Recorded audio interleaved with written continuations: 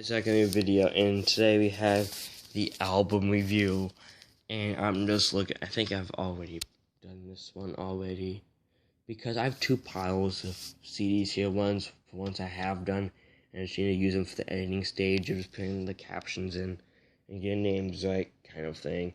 And this might have accidentally switched piles during, I guess you can say flight.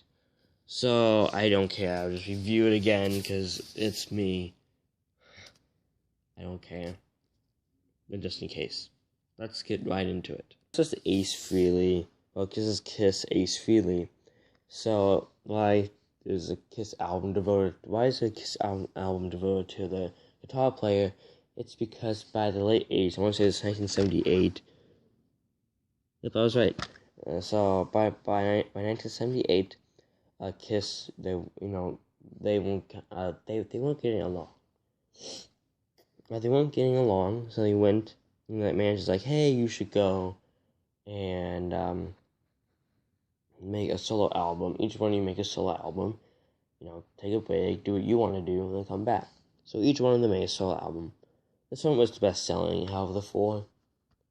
And this has a lot of good songs, like Back in the New York Groove's probably the most famous one off of here. It had the song Snowblind, which was really good. And you got a couple other ones. I think ones I called like Rip It Out and stuff. Yeah, those are the track listings. And yeah. I don't know what happened there. I'm trying to still figure what happened right there. I'm trying to figure that out. So yeah, also if my voice sounds weird or kind of, well, it's here in the Midwest. Everything's turning green again, like the trees are starting, leaves starting to come back, grass is starting to come back, and I have pollen allergies. So yeah, I'm allergic to pollen, so it's killing me right now. It's not coronavirus or anything. It's allergies, because I have no symptoms of coronavirus. Or if anything, it's a cold. So, yeah. Also, if I don't pronounce my R's right, I don't know why. I just never did. There's sometimes L's too. So if I say a word and it sounds like they should have an R in there, an L, they probably should if I just can't pronounce it right. Or if I say like an R with like worded, but it sounds like a W instead of an R, that's yeah, there should be an R. So, yeah, let's go back. Okay, so I'll probably give this one a 4-star review. It has a lot of good songs, but then they have, some that aren't that good. Stuff like that. Next, we got more Kiss, and this is Kiss Creatures of the Night. This is one of my favorite Kiss albums, because my favorite color is blue, and look at the album cover, it's like blue, and I'm like, oh, it's so cool. But, so, if you notice, we have lots of Kiss. Why? Well, it's because right now, my dad has a big CD collection. I have a big CD collection. So I'll listen to one of my CDs and listen to one of his and kind of go back and forth. And right now, I'm at Kiss. And I'm also at the... So I bet every other one would be Kiss. So Kiss Creature of the Night is kind of 1982. Let's see if I got that right. I did. Let's go. And so this has being compared to back. So this has a lot of good songs, like 1, I like 2, 5, 6, and then 9. All ones I like a lot, so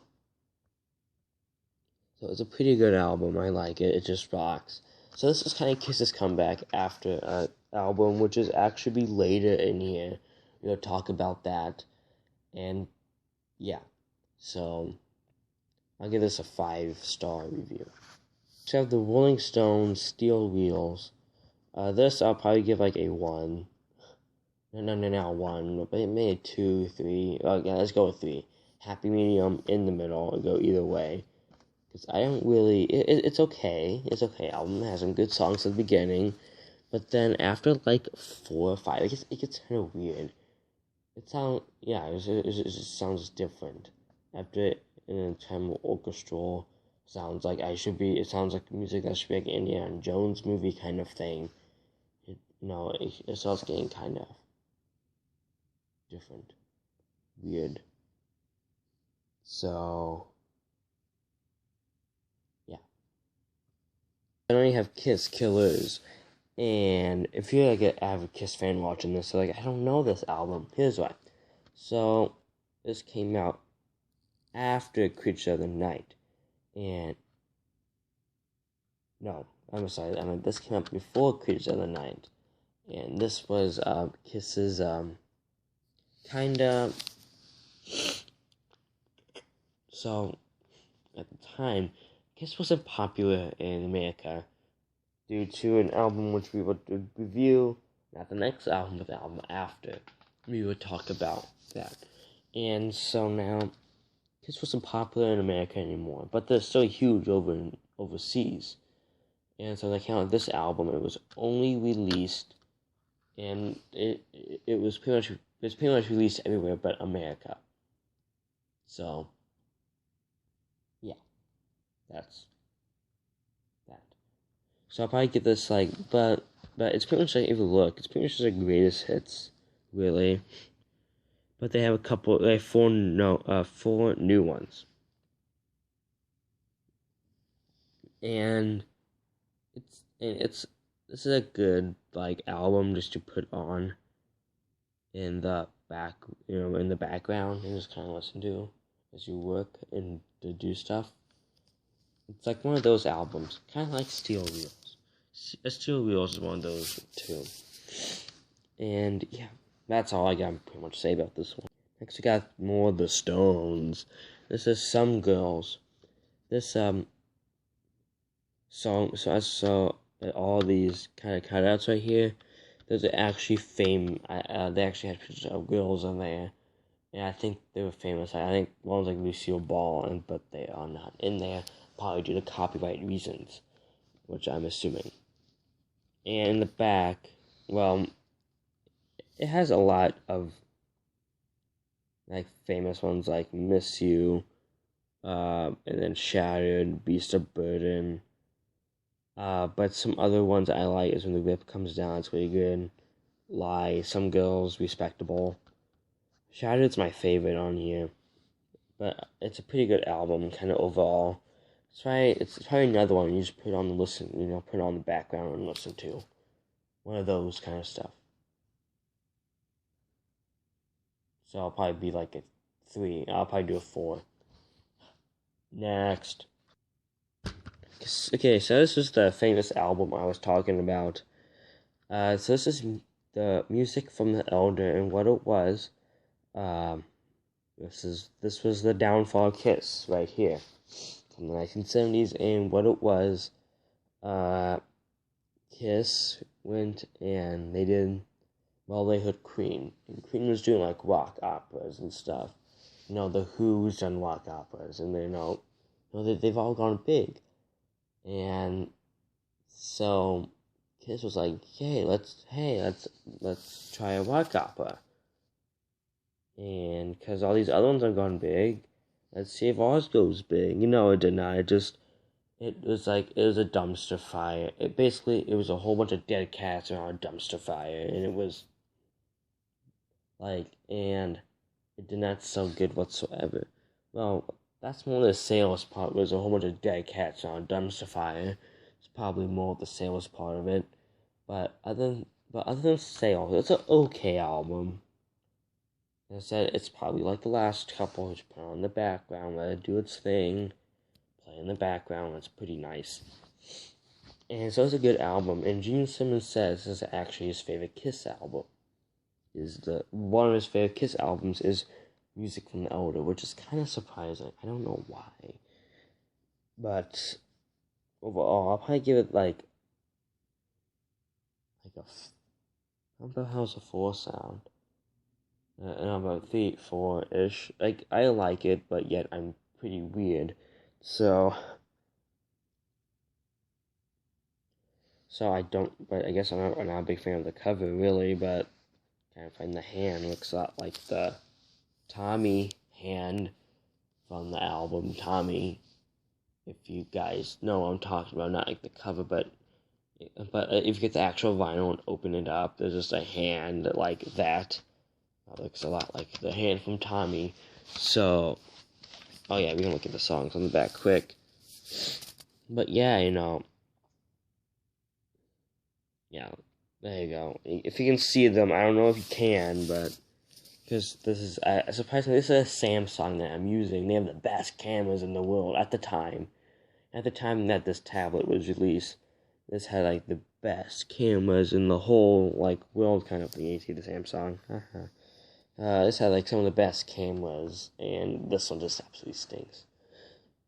Or maybe that was just only for phones. I don't know. So, yeah. Next. Okay, so next we have some old Stones. This is like one of the Stones' first albums. It's called Out of Our Heads, and this one is good. Probably another one you put on the background as a play, do its thing. But this, oh yeah. So if you notice, you can tell which CD is on mine, which one's on my dad's, by how like mine are numbered. So what do you mean by numbered? So to help keep track how many I have, every CD gets assigned a number. So this number is 115, and some girls is number 88. So what I do, so this is my 115th CD I've gotten, and that's the year I gotten. So this would have been 19. This would have been last year, about a year now, and that's how that works. You can look at the. I think you get someone to make it out.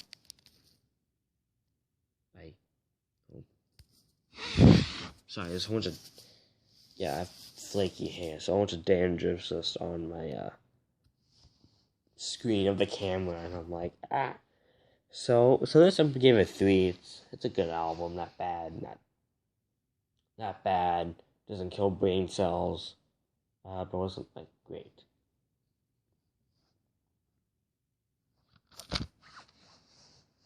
Next, so this is actually one of my favorite album covers. Is Kiss Unmasked. Even though there's only one song I kind of like, it's like the other ones. You put on the background and let it do its thing. And it's really good. So basically, it's a comic book, because at the time, Kiss wore makeup, and they were wearing it in public. Like, no one knew what they looked like without makeup in the 70s, because they always wore it. Or if they didn't wear it, they wore masks. Some, like, masks like that. So then Kiss announced that we're going to take off the makeup for the next album.